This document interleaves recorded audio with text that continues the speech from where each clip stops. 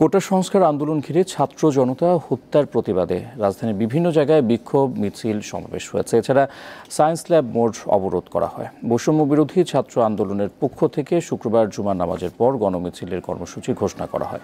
দুপুরে science lab মোড় অবরোধ করেন কয়েকশো তরুণ। আশপাশের বিভিন্ন প্রতিষ্ঠানের শিক্ষার্থীরা সেখানে গণমিছিলে যোগ দেন। পরে মাল্টিপ্ল্যান মার্কেটের সামনে এবং সিটি কলেজের সামনে গিয়েও তারা কিছুক্ষণ বিক্ষোভ করেন।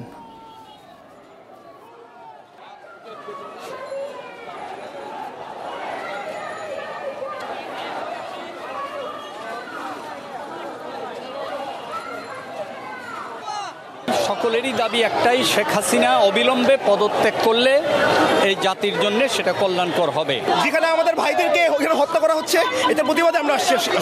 আমার ছাত্ররা যখন রাস্তায়, তখন শিক্ষক হিসেবে আমি তো বাসায় বসে থাকতে পারি না। যারা হত্যা করে, খুনি যারা কেড়ে নেয় মানুষের ন্যায্য অধিকার, তাদেরকে এই দেশে মানুষ আর সহ্য করবে না।